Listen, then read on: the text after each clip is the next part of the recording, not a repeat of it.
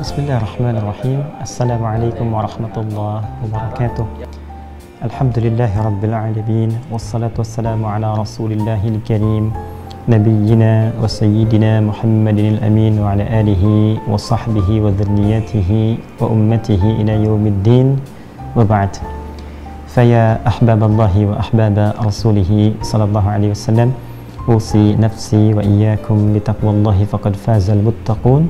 فلا تموتن إلا وأنتم مسلمون. فقال تعالى يا أيها الذين آمنوا اتقوا الله حق تقاته ولا تموتن إلا وأنتم مسلمون. Saudara-saudariku, apa kabar? Alhamdulillah, kita kembali diberikan kesempatan oleh Allah Subhanahu wa Ta'ala untuk bersilaturahim dalam kajian kita di Aqsa Al-Quran Sunnah Solution edisi spesial. Di hari ini telah masuk di tanggal 20 Sya'ban 1445 Hijrah. Semoga Allah Subhanahu wa Ta'ala senantiasa memberikan hidayah kepada kita semua agar dapat menata sekian banyak rencana kehidupan kita menjadi semua hal yang bermanfaat dan memiliki nilai di hadapan Allah Subhanahu wa Ta'ala, menjadi amal saleh insyaallah, dan juga memberikan kesempatan kepada kita untuk mengoreksi berbagai perbuatan-perbuatan yang kurang elok yang mungkin pernah dilakukan di masa lalu. Dengan demikian, semoga Allah menggolongkan kita pada golongan hamba yang senantiasa gemar bertaubat sekaligus menjauhi maksiat dan juga semangat mengerjakan sifat-sifat taat. Teman-teman, malam ini spesial. Yang pertama, tentunya kita mohon maaf untuk menyesuaikan waktu tayang kita di malam hari ini ba'da Isya, mengingat ada beberapa kegiatan-kegiatan yang terkait dengan agenda di hari ini. Alhamdulillah, malam ini diberi kesempatan untuk melanjutkan kajian kita dengan edisi spesial, membahas tentang amalan-amalan khususnya menjelang akhir Sya'ban sebagai persiapan ke bulan Ramadan. Waktu kita malam ini tidak banyak, oleh karena itu insya Allah kita akan fokuskan pada poin-poin penting yang kiranya dengan izin Allah Subhanahu wa Ta'ala bisa memberikan kepada kita beberapa tambahan pengetahuan sekaligus persiapan menjelang bulan Ramadan, sehingga insya Allah tahun ini kita berpuasa lebih siap, lebih baik, dan lebih berkualitas dibandingkan dengan tahun-tahun sebelumnya. Teman-teman, ada beberapa bagian yang penting kita petakan terlebih dahulu sebelum kita membahas tema kita ini. Yang pertama adalah mengapa mesti memulai dengan Sya'ban. Yang kedua, apa kaitan Sya'ban dengan Ramadan?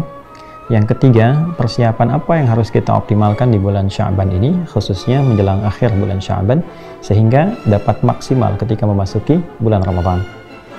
Baik, di tiga bagian ini saja kita akan coba mengelaborasi lebih. Pertama, dari pengertian dulu supaya kita paham sampai ke akar-akarnya. Nama Sya'ban sesungguhnya sudah ada dan melekat pada kehidupan masyarakat Arab di era jahiliyah, jauh bahkan sebelum kelahiran Nabi Muhammad SAW.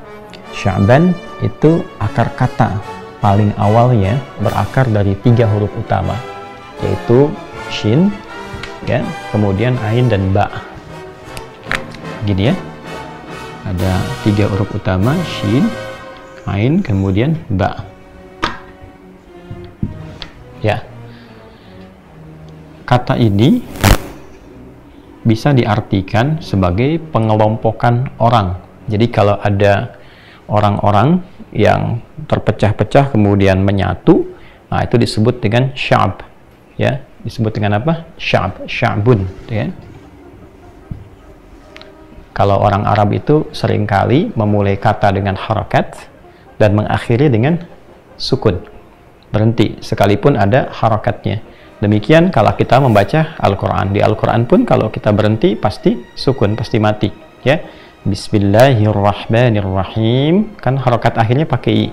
Bismillahirrahmanirrahim, tapi karena kita wakaf, berhenti, maka berhenti dengan sukun. Nah, di teorinya sederhananya begini, kalau kita kemudian membaca ini sya'bun, kemudian kita akan berhentikan, biasanya ini ditarik ke sini, ya, ke sebelumnya, dan diganti dengan harokat yang mudah untuk diucapkan. Misal sya'b, gitu kan? Jadi seperti mengucapkan fathah, sya'b. Ya, ini sering diartikan dengan masyarakat atau komponen masyarakat, ya. Komponen masyarakat. Ya. asalnya adalah masyarakat atau kelompok orang yang terpecah-pecah gitu ya. Nah, kemudian menyatu kembali. Jadi menyebar untuk menyatu, menyebar lalu menyatu kembali. Nah, kalau ia semakin banyak yang menyebar, semakin banyak, semakin luas, maka dibentuk kepada bentuk superlatif, ya, sighah mubalaghah. Jadi ditambahkan ujungnya alif dan nun, gitu ya.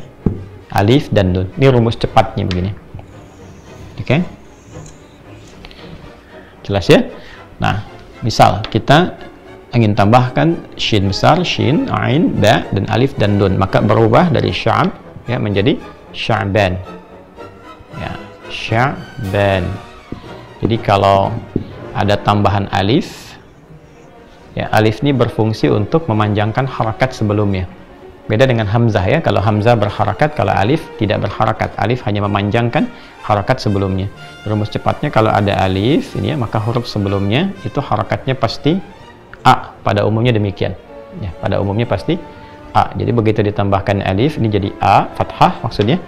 Dan ini ada panjang dua harakat, sya'ban. Kalau kita baca Quran jadi dua harakat, sya'ban ya. Intinya ini menjadi fathah. Di kelompok masyarakat yang banyak berpencar, ya kan? Kemudian untuk kembali lagi. Nah, kenapa bulan ini disebut dengan Sya'ban, yaitu bulan ke-8 dalam urutan bulan-bulan yang membentuk kemudian atau kelak tahun Hijriah. Kenapa disebut dengan Sya'ban? Karena pada bulan ini umumnya masyarakat di era jahiliyah pada masa itu, ya, ini berlangsung, ya, punya tradisi untuk menyebar orang-orangnya, masyarakatnya untuk mencari sumber air. Ini poinnya, ya, untuk mencari sumber air. Ya, mengapa? Karena nanti pada bulan yang ke-9 itu ada kondisi yang sangat terik sinar mentarinya, saking teriknya itu seperti membakar gitu ya. Sehingga diduga sumber-sumber air yang tadinya mungkin ditemukan oase dan sebagainya mungkin boleh jadi akan mengering ya, saking terik, saking panasnya. Karena itulah mereka berpencar menyebar di bulan ke-8 untuk mencari sumber air, kemudian mengumpulkan itu dan kembali lagi ke tempat mereka masing-masing, kumpul kembali lalu menyimpan itu sebagai persiapan di bulan ke-9. Sesuatu yang terik, yang sangat membakar ya, itu asalnya berasal dari kata ramadha, begini ya, ya, ramadha. Karena itu ada orang Arab mengatakan ramdah bagi kerikil yang kena terik panas dan ketika diinjak dia membakar, ya. Nah, kalau teriknya semakin kuat, jadi seakan-akan kalau disimpan sesuatu itu jadi terbakar, ya, bahasa superlatifnya, maka sekali lagi menggunakan rumus yang sama, tambahkan alif dan nun di ujungnya, alif dan nun. Ini sebagai pengetahuan ya, supaya kaidah atau gramatikal bahasa Arabnya pun kita paham. Jadi kalau ada alif dan nun membentuk formulasi aan, fa'lan, aan, ujungnya itu artinya superlatif, sangat. Ya, misal rahima, ya kan? Ini pengasih, maha sayang, penyayang, menyayangi ya. Tambah alif dan nun jadi rahman. Ya, yang tadinya menyayangi jadi rahman, yang banyak sayangnya, yang maha menyayangi. Oke? Jelas ya? Baik. Ini Sya'ban, kan, yang banyak tersebar, banyak kemudian berpencar untuk mencari sumber air. Ramadhan yang terik, panas. Ramadhan yang banyak teriknya, yang sangat panas, membakar.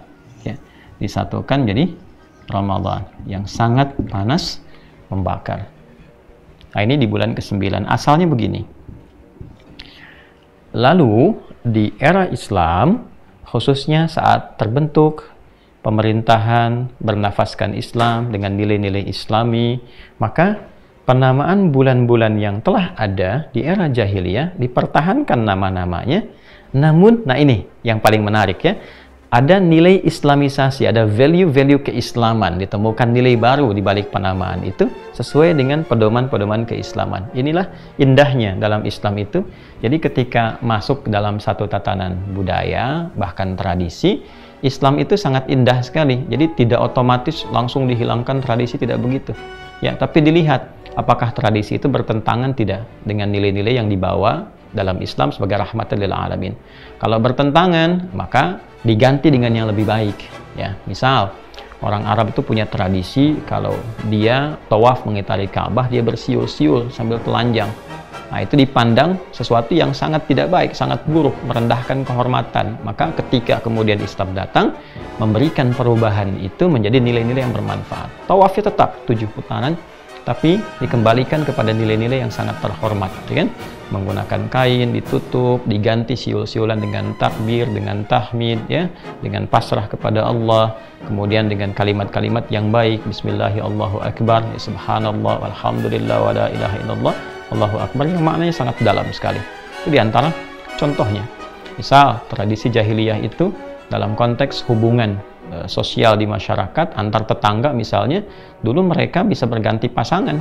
Jadi kalau suami dengan istri ketemu, lalu antara suami dengan suami tetangganya ngobrol, lalu ingin bertukar pasangan, itu malamnya bisa berganti. Itu jahiliyah. Datang Islam mengoreksi itu, menghilangkan kebiasaan buruk itu, lantas mengganti dengan hukum-hukum perkawinan yang legal, yang sah, yang menjaga kehormatan antara pasangan baik suami ataupun istri. Nah, di posisi yang lain, bila ada tradisi-tradisi yang dipandang baik, ya, maka dilestarikan tradisi itu dan diberikan nilai tambah dari nilai-nilai keislaman yang baik, sehingga menjaga stabilitas kemuliaan, stabilitas akhlak, ya, stabilitas juga sifat-sifat mulia, baik bentuk sifat kemudian menjadi sikap dalam kehidupan. Nah, di antara itu semua contohnya adalah penamaan bulan dari Al-Muharram, kemudian Safar, Rabiul Awal, Rabiul Akhir, Jumadal Ula, Jumadal Akhirah, kemudian Rajab, Sya'ban, Ramadan, Syawal, Dzulqa'dah, kemudian Dzulhijjah. Nah, ini yang tadinya nama-nama terkait dengan peristiwa. Peristiwa ini tidak ada masalah di dalamnya, ya kan?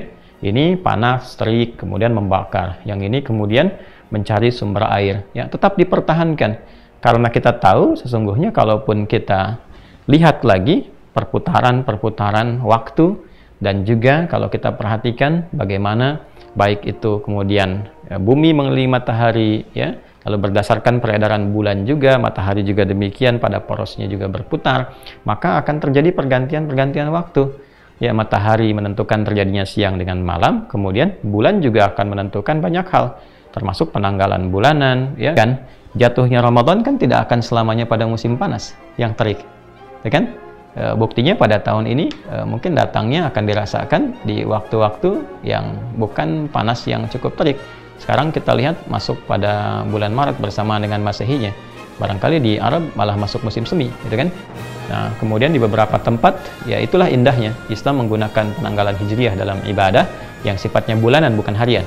Kalau harian menggunakan matahari, ya, patokannya. Tapi kalau dia sifatnya bulanan atau tahunan menggunakan peredaran bulan. Kenapa? Di antara hikmahnya supaya berputar ibadahnya terasa di setiap waktu. Jadi kalau ada orang di satu wilayah yang musimnya ada musim panas, musim dingin, dia bisa merasakan ibadah di setiap musim.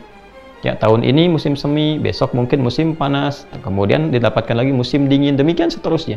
Ya, maka bagaimana kalau menggunakan pendekatan matahari misalnya dengan menggunakan syamsiyah atau Masehi dalam konteks kekinian, maka orang yang hadir di musimnya panas akan tetap merasakan Ramadan di musim panas saja, dan beda waktunya akan sangat jauh, ya, mungkin jamnya akan berubah dari mulai bukanya, sahurnya, dan sebagainya. Inilah keadilan yang Allah berikan kepada kita. Tidak ada satupun tuntunan dalam syariat Islam kecuali mengandung maslahat untuk para pemeluknya, dan ini menunjukkan bahwa Allah Maha Kuasa dan menunjukkan kebenaran Islam sebagai agama yang disiapkan dan diberikan kepada seluruh umat manusia untuk mengatur kadar maslahat yang terbaik untuk mereka. Kembali ke sini, di era keislaman nama ini tetap dipertahankan, ini juga dipertahankan, namun ada nilai tambah, ada value di dalamnya yang berisi nilai-nilai Islami sebagai pedoman berkehidupan. Dan ini nyambung teman-teman dari mulai Al-Muharram sampai Dzulhijjah. Saya pernah ungkap dan Anda bisa temukan di buku saya juga yang makna ayat puasa tentang ini. Karena waktu kita terbatas, saya akan fokuskan di 8 dan 9 saja. Nanti bagi teman-teman yang mencari 1 sampai 12 bisa merujuk ke buku kami yang makna ayat puasa atau di edisi-edisi sebelumnya. Sya'ban kaitan dengan Ramadan.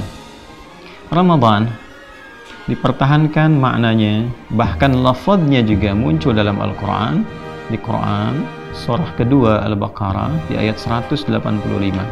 ketika Allah Subhanahu wa taala berfirman, a'udzubillahi minasyaitonir rajim, bismillahirrahmanirrahim, syahrul ramadhan alladzi unzila fihil Qur'an hudal linnasi wa bayyinatin minal huda wal furqan. Di bulan Ramadan yang diwajibkan untuk menunaikan puasa itu, di saat itulah turun Al-Qur'an. Ramadan disebutkan di dalam Al-Qur'an. Baik. Jadi apa nilai tambah yang menjadikan Ramadan spesial, bahkan dipertahankan namanya dalam kalender keislaman dan menjadi nama bagi satu bulan istimewa saat kita berpuasa? Karena makna ini memiliki nilai tambah dalam Islam. Seluruh ibadah yang dilakukan di bulan itu, baik itu ibadah untuk koreksi diri seperti muhasabah, kemudian taubat di dalamnya, lalu ibadah untuk meningkatkan taat, misalnya kita meningkatkan sholat, meningkatkan bacaan Al-Quran, termasuk di dalamnya puasa, maka itu bisa menggugurkan, membakar seluruh dosa-dosa yang pernah kita lakukan, seperti halnya, kotoran, sampah, dan lain sebagainya dibakar oleh terik panas matahari dan hilang seketika. Maka Ramadan, dinamakan dengan Ramadan, bukan hanya ingin menunjuk sejarah bahwa di masa lalu orang mengalami panas yang luar biasa, tapi ingin memberikan kesan bahwa siapapun yang meningkatkan ibadah taat di bulan ini, menjauhi maksiat, banyak bertobat, maka ibadah itu akan meningkatkan kemuliaan bagi dirinya, sekaligus membakar seluruh dosa-dosa yang pernah ia lakukan sampai hangus tak tersisa. Itu di antara value-nya, ya. Karena ini punya keistimewaan yang sangat luar biasa dan tentunya mengungguli seluruh bulan-bulan selainnya, ya. Dan punya keistimewaan yang lain bulan-bulan selainnya tentunya, seperti bulan haji dan sebagainya, ya. Dzulhijjah punya keistimewaan, Al-Muharram yang lainnya punya keistimewaan, namun Ramadan ini sesuatu yang berbeda, ya. Di setiap siangnya, setiap malamnya, bahkan ada satu malam yang nilainya lebih dari 1000 bulan dan sebagainya. Ini istimewa. Nah, sifat kehidupan atau bahkan hukum kehidupan memberikan satu kaidah tak tertulis untuk kita semua, bahwa menghadapi, menjelang pada sesuatu yang istimewa itu, seyogyanya kita mempersiapkan diri dengan baik, gitu kan? Ya, jadi kalau Anda sekarang misalnya dapat undangan dari sosok yang istimewa, bukankah akan siap-siap dulu, ya kan? Kalau Anda dapat undangan pernikahan saja, bahkan yang mengundang yang istimewa, Masya Allah, ya, pakaiannya pun disiapkan jauh-jauh hari, ya, waktunya dicatat, lalu disiapkan dandan yang rapi, yang baik, lalu pergilah untuk memenuhi undangan itu. Kenapa? Karena istimewa. Berbeda ketika itu biasa. Ya, bahkan undangan pun disiapkan juga, tapi tidak seperti mendatangi sesuatu yang istimewa. Karena itulah, dari penamaan ini memberikan kesan pengajaran dan pelajaran kepada kita bahwa jika dulu orang jahiliyah mempersiapkan mencari sumber air, ya kan? Pada nafas kehidupan dunia mereka secara materi, nah ini dia ya, di era jahiliyah karena mempersiapkan datangnya bulan yang sangat terik, maka di era-era keislaman dan seterusnya sampai kehidupan ini berakhir, ditetapkan nama Sya'ban menjelang Ramadan untuk memberikan kesan bahwa masyarakat Islam khususnya diminta untuk mempersiapkan diri, membekali dirinya untuk memperbanyak, mencari, memenuhi sumber air spiritual, rohani. Jadi kalau yang ini sifatnya materi, fisikal, jasmani, yang ini lebih kepada rohani, spiritual. Yuk, setiap kita seperti masyarakat itu berpencar satu-satu mencari, maka di bulan Sya'ban idealnya setiap individu muslim itu menyebar, ya, memfokuskan dirinya untuk meningkatkan kekuatan spiritualnya, mencari sumber-sumber spiritual yang bisa menguatkan rohani. Untuk apa? Sebagai persiapan jemputan datangnya bulan yang istimewa, yang di bulan ini akan banyak menu-menu rohani, menu-menu spiritual yang akan dikonsumsi, yang manfaatnya meningkatkan ketahanan hidup dunia akhirat kita, sekaligus membentuk pribadi yang lebih baik dibandingkan hari sebelumnya. Karena inti kehidupan manusia itu pada rohnya. Kalau tidak ada roh, ya tidak hidup, ya kan? Jadi inti kehidupan di roh. Kalau tidak ada roh, tidak hidup. Sifat roh disebut rohani, segala yang terkait dengan roh. Maka segala yang terkait dengan kebutuhan roh disebut dengan rohani aspeknya. Di mana ditemukan menunya? Pada nilai agama. Karena itu manusia butuh beragama, ya kan? Bagaimana menemukan agama yang benar? Maka kita ada kualifikasinya. Ini 1, 2, 3 yang sesuai dengan kebutuhan roh. Kalau fisik butuh ini, akal butuh itu, maka roh butuhnya apa? Pasti akan mencari. Nah, menu paling banyak disajikan untuk kepentingan rohani itu adanya di Ramadan. Karena itulah dalam bulan Ramadan, jiwa spiritual kita semakin meningkat, ketenangan kita semakin kuat, semangat kita beribadah meningkat. Kenapa? Karena memang bulan ini disiapkan untuk memenuhi kebutuhan rohani. Ya, bukan dalam konteks jasmani, walaupun jasmani juga ikut terpenuhi. Kalau rohnya terpenuhi, jasmani pasti ikut. Kalau roh kuat, jasmani pasti kuat. Ya, rohnya kuat. Ramadan kan makan kadang sedikit. Awal-awal aja banyak dikumpulkan. Setelah itu kan jadi sedikit, ya kan? Minumnya sedikit, minum teh manis kok tiba-tiba jadi kuat, gitu kan? Nah, jadi ibadah itu kalau rohnya semakin kuat, fisiknya ikut. Makanya di era dulu, ya peristiwa-peristiwa bahkan hal-hal terkait militer banyak terjadi di bulan Ramadan. Perang Badar itu kan Ramadan, ya kan? Bahkan kemerdekaan kita pun Indonesia di bulan Ramadan. Jangan lupa, hari Jumat bulan Ramadan, ya. Nah, kenapa? Karena kekuatan spiritual itu akan mendorong pada kekuatan intelektual dan pada saat bersamaan juga memberikan pengaruh pada kekuatan jasmani, ya, kekuatan fisikal. Nah, ini sudah pasti, ini sudah rumus, karena ini sumber kehidupan. Kembali ke sini, karena ini begitu istimewa, banyak sekali menunya, maka kita harus punya kesiapan. Ya, kalau tidak siap, bermasalah. Seperti Anda mendatangi undangan tidak siap. Panggilannya istimewa, undangannya istimewa, tokoh penting, ya, yang bahkan Anda mungkin sangat dambakan untuk berjumpa dan sebagainya, tetapi kemudian lupa, tidak punya persiapan. Ya, tahu-tahu sudah datang waktunya, sudah harus berangkat, sementara persiapan belum baik. Kan tidak nyaman, datang tidak nyaman, ketemu juga kurang nyaman, dan sebagainya. Maka dari itu, penting di bulan Sya'ban, mempersiapkan kekuatan rohani, sehingga ketika menjelang datangnya waktu bulan suci yang istimewa, yang mulia itu, kita sudah punya, nah ini, nilai adaptasi, atau kemampuan adaptasi yang baik, untuk menyelaraskan diri, ya, dari, kalau saya sebut diri itu artinya fisikal, intelektual, dan spiritualnya, ya, dengan bulan Ramadan. Jadi nanti kalau sudah adaptasinya bagus, segala menu yang ada di Ramadan mudah untuk dilahap, ya, mudah kemudian untuk dioptimalkan dalam kehidupan. Maka ini yang pertama tadi kita uraikan pertanyaannya, mengapa Sya'ban itu menjadi penting? Karena Sya'ban adalah pondasi, kan, spiritual terbaik untuk mengokohkan kesiapan kita menghadapi Ramadan. Ini poinnya. Jelas ya? Sekaligus nomor 1 dan 2 sudah kita jawab secara bersamaan, ya.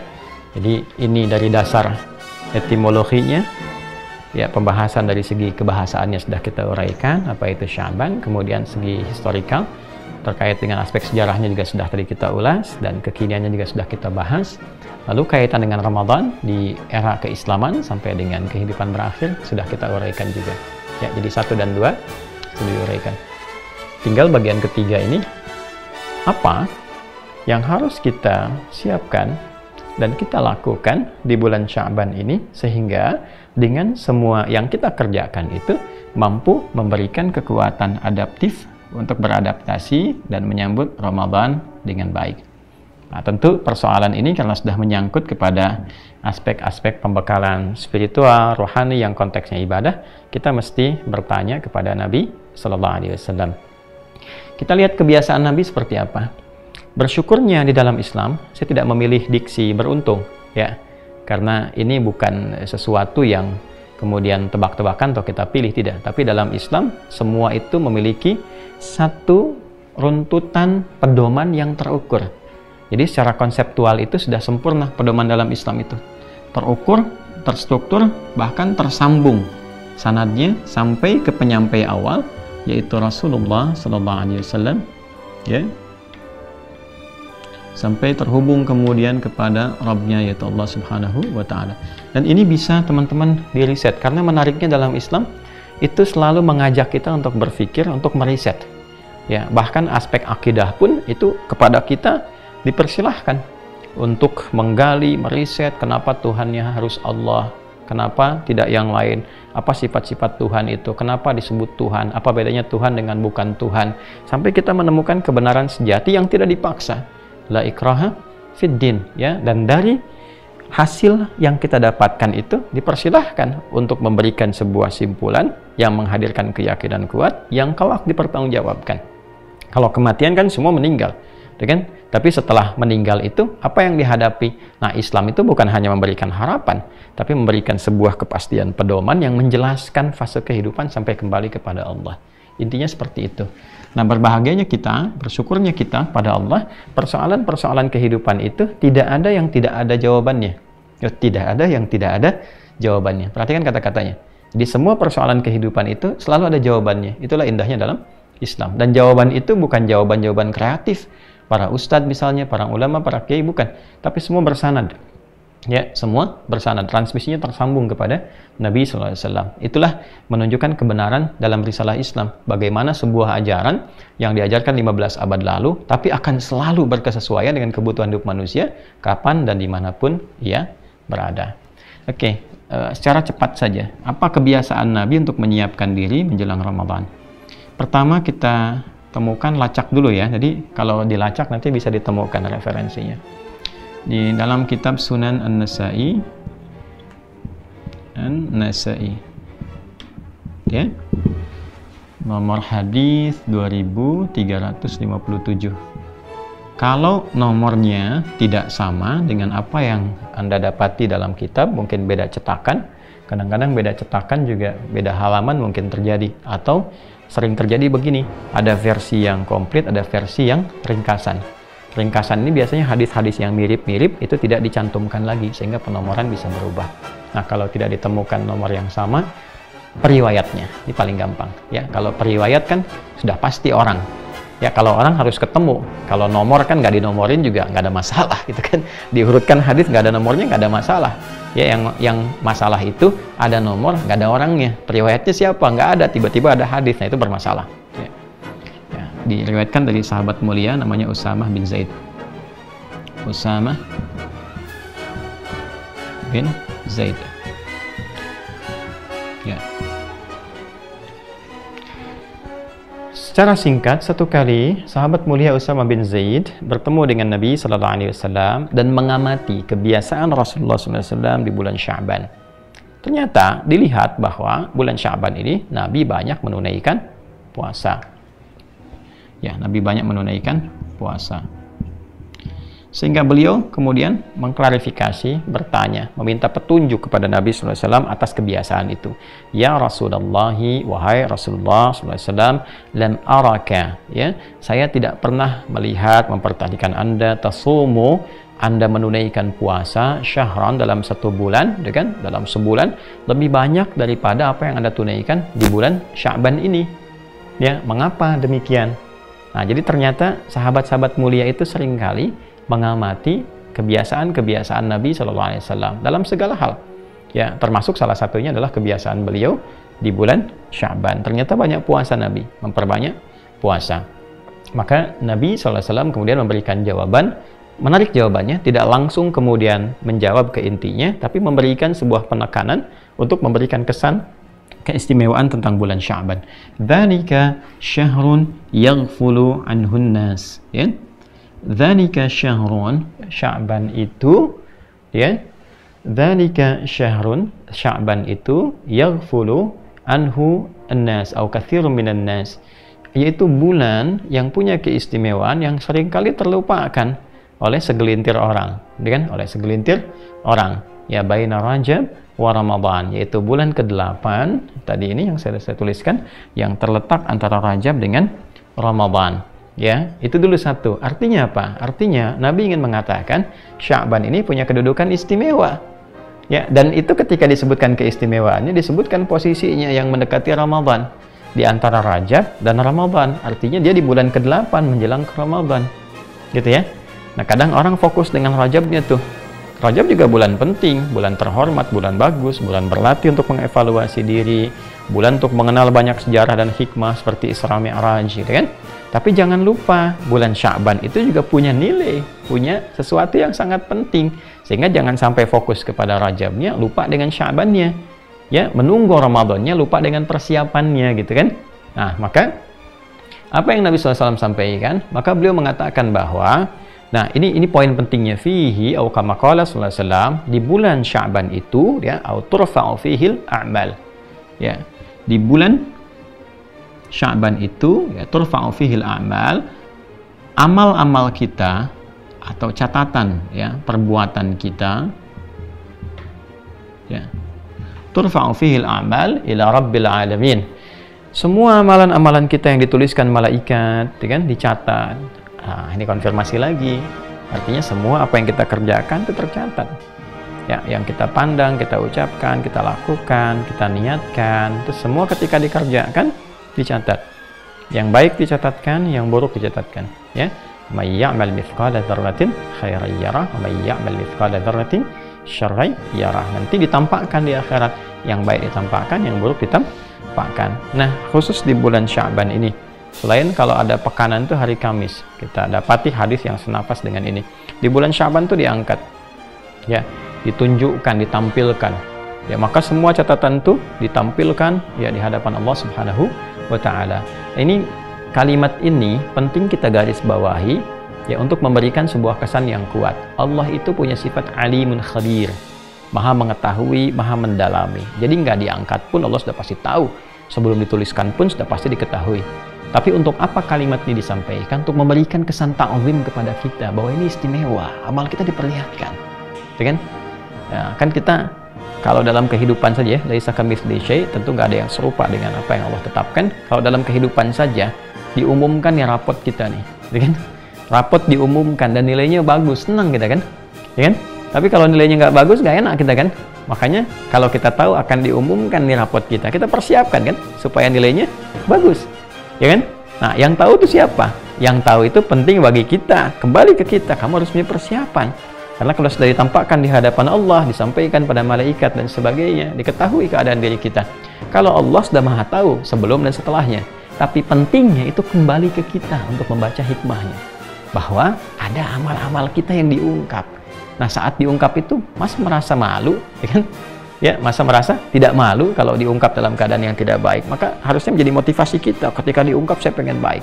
Nah, jadi sifat itu kalau sudah melekat pada diri kita dan hadir kemudian sikap ihsan, maka auranya akan menyebar ke setiap waktu. Tidak hanya menunggu Sya'ban saja, setiap waktu, karena dilatih selama Sya'ban, kita merasa terungkap amal kita di hadapan Allah, maka melekat pada diri kita. Akhirnya apa? Terbawalah sebuah sifat ihsan namanya.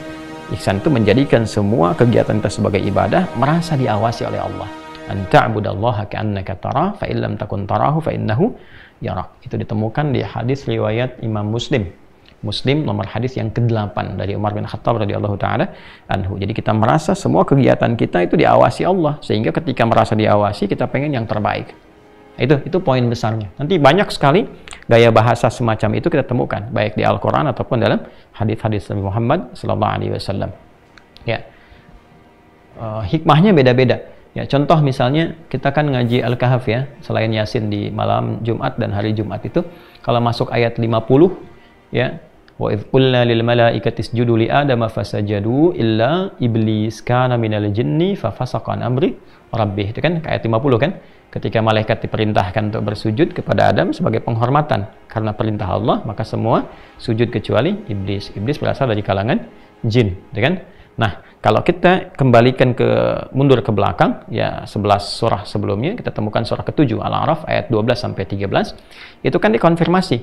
Ya, Allah kemudian mengkonfirmasi kepada iblis dengan menanyakan begini, "Ma mana'aka alla tasjuda idz amartuk?" Ya, kenapa engkau tidak mau sujud ketika aku perintahkan? Padahal Allah kan punya sifat maha mengetahui, gitu kan? Artinya nggak diberitahu pun sudah tahu. Buktinya apa? Ayat 34 Al-Baqarah. Ngaji lagi balik. Makanya ayat 34 pembukanya sama dengan Al-Kahf ayat ke-50. Lihat Al-Baqarah ayat 34. Wa idz qulna lil malaikati isjudu li adama fasajadu illa iblis. Sama dengan pembuka Al-Kahf. Tapi di Al-Kahf ditunjukkan siapa iblis ini, genealoginya kemana? Kana minal jin, ya. Termasuk golongan jin, fafasaqa an amri rabbih, yang kemudian dia menyimpang dari ketaatan jadi maksiat, ya kan, untuk menunjukkan genealoginya. Tapi yang di Al-Baqarah 34 menunjukkan awal pengetahuan Allah yang sudah mengetahui apa yang terjadi dalam diri iblis sebelum itu diungkap. Makanya disebutkan dulu pengetahuan Allahnya, aba wastakbar, dia enggan, hormat kepada Adam, sujud hormat kepada Adam karena merasa sombong, ada kesombongan dalam hatinya. Tapi bagaimana itu bisa diungkap? Ya, kalau Allah sampaikan pasti semua sujud, malaikat pasti tahu. Ya, pasti malaikat mengerti, Allah Maha tahu. Tapi untuk menguatkan itu semua dikeluarkan di lisan iblis. Ya, supaya iblis tidak ngeles. Tidak, ya Allah, saya tidak begitu, maka diungkap di lisannya. Maka keluarlah Quran surah 7 ayat 12 untuk mengungkapnya. Qala ma mana'aka alla tasjuda idh amartuk. Ya, maka dijawab dia, qala ana khairum minhu, khalaqtani min narin wa khalaqtahu min tin. Ya Allah, saya lebih hebat dibandingkan dengan Adam. Saya diciptakan dari api, Adam dari tanah. Tidak level rasanya, yang diciptakan dari api harus hormat kepada yang rendah, diciptakan dari tanah. Nah, itu kan kesombongan. Maka kalimat ini mengonfirmasi dan menguatkan serta menetapkan kebenaran akan sifat Allah yang maha mengetahui bahkan sebelum terungkap, yang di Al-Baqarah ayat 34. Nah, inilah yang menjadikan fitrah kehidupan. Kadang-kadang di mahkamah, dalam pengadilan, hakim kan bertanya, walaupun hakim sudah pegang buktinya, ada CCTV, ada rekaman, ada macam-macam, ditanya, saudara terdakwa, ya kan? Ya, kenapa Anda melakukan pembunuhan ini? Ya kan? Disampaikan misalnya. Nah, dia mengakui begini, padahal buktinya sudah ada.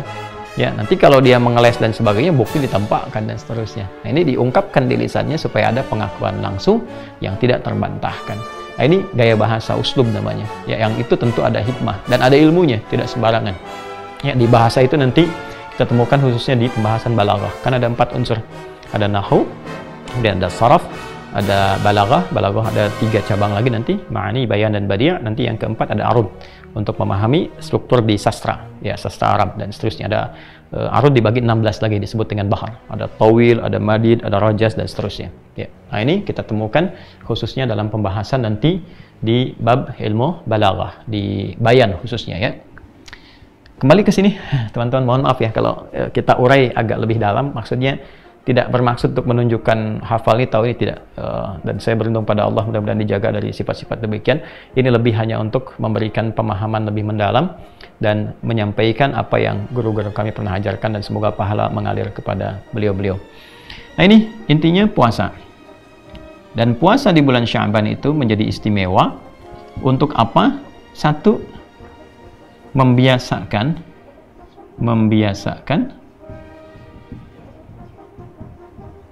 ya, perbuatan baik atau berbuat baik. Kedua, ya, setelah ini menjadi kebiasaan, konsisten, nanti ada kesiapan untuk memasuki Ramadan. Ini poinnya, ini intinya. Ya. Nah, jadi Nabi mengajarkan kepada kita seluruhnya tentang satu amalan yang cerdas, yang sekali dikerjakan, amalan lain semua ikut. Nah, inilah di antara hal yang sangat penting menjadi keistimewaan Nabi SAW, yang menunjukkan bahwa beliau itu dibimbing oleh Allah Subhanahu wa Ta'ala. Apa buktinya? Nah, ini bisa saja Nabi kemudian memperbanyak bacaan Quran misalnya, Nabi memperbanyak sholat malamnya, tapi yang dikerjakan justru puasa. Kenapa? Karena puasa itu amalan unik, yang saat ia dikerjakan, maka amalan-amalan yang lainnya menjadi tertarik, ikut meningkat. Ya, contoh, orang kalau tidak puasa, mungkin untuk mengerjakan amalan sunnah kurang termotivasi. Tapi saat puasa itu kan amalan sunnah meningkat. Ya, kemudian juga bacaan Quran jadi meningkat, keinginan berbuat baik jadi meningkat, dan sudah otomatis dia akan tercegah dari perbuatan-perbuatan maksiat. Gak akan mau maksiat orang puasa, takut batal puasanya. Jadi Nabi mengajarkan satu amalan, yang dengan amalan itu yang lainnya akan ikut. Jadi ketika Nabi memberikan contoh memperbanyak puasa sunnah, dalam konteks itu juga isiannya ikut, paket ibadahnya ikut, bukan cuma tahan lapar dan haus saja, ya.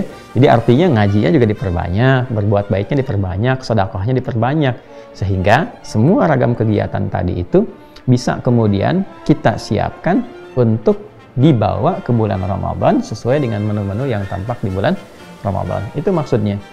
Ya, jadi Nabi SAW yang pertama membiasakan, bukan hanya memerintahkan, tapi mencontohkan dulu sebelum beliau, ya, memerintahkan kepada umatnya dalam konteks nilai sunnah. Jadi bukan wajib sifatnya, ya, tapi sunnah. Dan ini diksinya juga memperbanyak, ya, dan dikonfirmasi oleh Sayyidah Aisyah radhiyallahu taala anha dalam riwayat Al-Bukhari, ya, ketika beliau pun mengonfirmasi bahwa tidak pernah melihat kebiasaan Nabi SAW untuk berpuasa, ya, sebanyak Sya'ban, ya, di bulan-bulan yang lainnya. Jadi Sya'ban ini memang bulan adaptif yang diadaptasikan untuk persiapan menjelang Ramadan. Ya, jadi manfaatnya kalau kata Ibnu Rajab Al-Hambali dalam kitabnya ada Lataiful Ma'arif, ya, Ibnu Rajab Al-Hambali punya kitab Lataiful Ma'arif. Beliau memberikan komentar pada kebiasaan Nabi ini. Ya, kata beliau setelah mendalami itu semua, ini ditujukan pada orang-orang, ya, kalangan muslim maksudnya, untuk membiasakan diri berpuasa supaya tidak kaget saat masuk ke Ramadan. Jadi nanti kalau ada orang yang belum terbiasa puasa, tiba-tiba menghadapi Ramadan, akhirnya kaget, tubuhnya belum bisa menyesuaikan diri, metabolismenya agak lambat dengan kebiasaan Ramadan, maka disiapkanlah saat Sya'ban ini. Dan sifatnya memperbanyak itu kan artinya menambah dari kebiasaan. Ya, tidak harus memaksakan seperti orang yang telah terbiasa, tidak. Yang belum pernah puasa, cobalah puasa Senin misalnya, ya kan? Ya, kemudian tambahkan, ya, Selasanya istirahat dulu, Rabu tambahkan, atau Kamis mungkin puasa, kan? Nah, yang sudah biasa Senin Kamis, tambahkan misalnya Senin puasa, tambah Selasa, Rabu istirahat, Kamis puasa lagi, diperbanyak supaya gairah ibadahnya meningkat. Bukan hanya gairah tahan laparnya, kalau tahan lapar, haus juga boleh jadi banyak orang yang bisa. Tapi kan tidak semua orang puasa bisa meningkatkan bacaan Quran, bisa meningkatkan sholat sunnah dan sebagainya. Itu poinnya.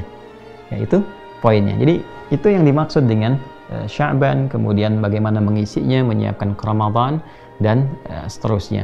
Nah, ini menjadi penting teman-teman sekalian karena sekaligus motivasi bagi saya pribadi juga. Ya, ini mohon juga teman-teman mendoakan, mohon juga dikoreksi. Saya secara pribadi juga meminta maaf kepada teman-teman semua. Tentu ditemukan banyak khilaf, banyak salah yang tentunya menjadi renungan baik saat umrah sampai dengan kembali. Nah, itulah sebabnya saya beberapa hari ini ingin banyak mendengar, ya kan? Ingin banyak mengoreksi diri sebelum banyak bicara lagi, karena tentu apa yang kita sampaikan kita pun akan dihisab juga, ya. Dan itu yang paling penting untuk seringkali ditangisi, ya, seringkali untuk bukan sekedar direnungi tapi dievaluasi. Saya minta doa dari teman-teman, mudah-mudahan diberikan keikhlasan, diberikan kemampuan dalam berdakwah secara baik dan konsisten dalam itu.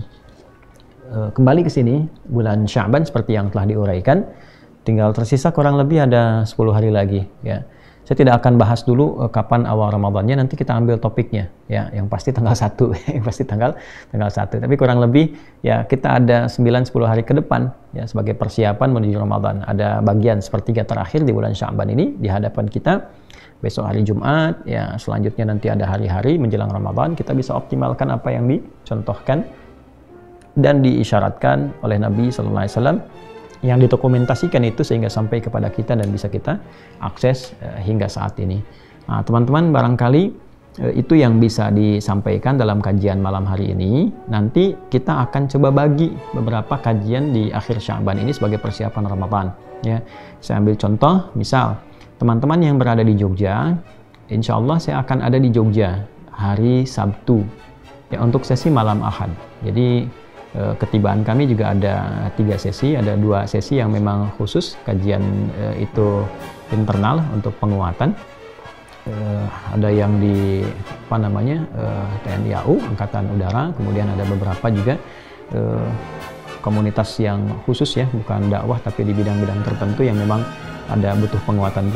Nanti yang umum insya Allah malam harinya di Masjid Sayyidah Walidah, ya, di Yogyakarta, malam Ahad. Sekali lagi Sabtu malam Ahad dimulai, insya Allah teman-teman bisa datang dari ba'da maghrib sampai kemudian mulai ba'da isya dan selanjutnya sampai selesai. Nah, kemudian dari situ saya akan langsung ke Surabaya, ya, akan langsung ke Surabaya, di Gresik tepatnya, ya, di Gresik, ya, sekali lagi di Gresik hari Ahadnya. Jadi malam Ahad di Jogja, Ahad siangnya sudah di Gresik, ya. Nanti silahkan lihat di Instagram kami, sudah kita petakan. Nanti beberapa bagian dari tema-tema seputar Ramadan kita akan bagi-bagi, ya. Kan kita belum bahas kurikulum Ramadannya apa, ya, kegiatan Nabi di bulan Ramadan itu apa, ya. Nah, bisa nggak kita bawa itu ke Sya'ban supaya kita rinci, kita catat. Dulu kan waktu kecil tuh punya catatan, ya, sampai ditanda tangan tuh sama ustadz-ustadznya tertentu gitu, ya. Nah, itu nanti kita akan coba spesifikasikan, lalu dari situ insya Allah kita siapkan schedule-nya sehingga ketika saat masuk ke Ramadan kita insya Allah sudah lebih siap, baik secara mental, ya, spiritualnya, kemudian juga terkait dengan intelektual, karena penting pakai ilmu. Kalau nggak pakai ilmu nanti agak berat ibadah, ya. Baik, itu gambarannya. Lalu akan disusun jadwal-jadwal berikutnya sesuai dengan tema-tema yang diperlukan dan kebutuhan kita semua. Saya kira itu teman-teman sekalian, terima kasih. Sebelum saya akhiri, saya ada 2 pengumuman untuk teman-teman semuanya. Yang pertama, kalau ingin akselerasi untuk pendalaman materi ini, silahkan ditemukan di buku kami yang makna ayat puasa. Anda bisa kontak ke Wah Corner, nanti insya Allah akan diaktifkan di bulan Maret ini. Kita sedang ada beberapa penguatan ya di dalam materi dan kebutuhan-kebutuhannya. Nanti di buku makna ayat puasa insya Allah ditemukan banyak ragam di dalamnya. Yang kedua teman-teman, insya Allah Ramadan tahun ini kita akan mengadakan penguatan tema dalam Al-Quran, khususnya untuk semangat menghafal Al-Quran. Karena itu insya Allah akan dibuka bagi teman-teman, silahkan dipersiapkan. Jadi ada karantina khususnya yang offline juga ada, kita siapkan musyrif. Yang online, kalau offline mungkin terbatas karena ada untuk penguatan anak-anak calon ulama. Jadi kami menyiapkan dari anak-anak usia TK, dari KB bahkan KB, TK, SD sampai ke tingkat kampus universitas. Nah ini dikhususkan tahun ini mereka akan penguatan di bidang Al-Quran. Nanti untuk yang umum juga ada di online-nya. Udah kita siapkan ya perangkatnya dan sama sistemnya dengan yang offline, tidak ada bedanya. Nanti kalau kemungkinan bisa di beberapa daerah musyrik kita dikirim dan dijadikan offline, kita akan coba set itu semua. Nah kaitannya, kita sedang perbanyak paket hafalannya. Kalau teman-teman mau ikut berwakaf, silahkan dicek ya yang wakaf buku hafalan itu. Ya, nanti mungkin ada di informasi wakaf buku hafalan. Itu akan kita bagikan. Itu tidak dijual ya teman-teman ya. Itu akan dibagikan. Jadi dari teman-teman yang wakaf itu ya, kita sebarkan kembali. Kadang kita kasih sebagai hadiah. Kita siapkan untuk yang pengen menghafal Quran. Dan mudah-mudahan Allah memberkahi setiap apa yang dibacakan, mendapatkan bagian pahala di dalamnya. Itu yang bisa disampaikan. Sekali lagi maafkan saya. Semoga Allah mengampuni dosa-dosa kami dan tolong doakan semoga dapat ikhlas dalam berdakwah. Dan yang lebih penting, semoga Allah meridai ketika kita kembali kepada Allah dalam keadaan yang baik, dalam keadaan yang bisa meraih ridha, yang mudah-mudahan dengan itu semua sekali lagi bisa diberi kesempatan juga untuk bersua dengan Rasulullah SAW. Allahumma taqabbal minna innaka antas samiul alim wa tub alaina innaka antat tawwabur rahim. Allahumma barik lana ya Allah fi syahri Sya'ban wa balighna Ramadan. Ya Allah, anugerahkan keberkahan pada kami, tambahan kebaikan di bulan Sya'ban ini, dan mohon berikan kami kesempatan untuk sampai ke bulan Ramadan ya arhamar rahimin. Rabbana atina fid dunya hasanah wa fil akhirati hasanah wa qina adzabannar. Allahumma ihfadz biladana Indonesia ya arhamar rahimin waj'alha baldatan thayyibatan anta tardaha. Ya Allah, anugerahkan keberkahan, ketenangan, kedamaian, kebaikan pada negeri kami Indonesia ya Allah. Jauhkan dari berbagai perbuatan maksiat, jauhkan dari perpecahan, jauhkan dari keburukan-keburukan. Lindungi kami ya Allah, jaga kami, berikan kemampuan kami untuk berbuat baik sampai dengan kembali kepadamu dalam keadaan husnul khatimah. Bifadlika subhana rabbika rabbil izzati amma yasifun wa salamun alal mursalin wa akhiru da'wana subhanakallahumma rabbana wa bihamdika asyhadu an la ilaha illa anta nastaghfiruka wa natubu ilaik. Walhamdulillahi rabbil alamin. Assalamualaikum warahmatullahi wabarakatuh.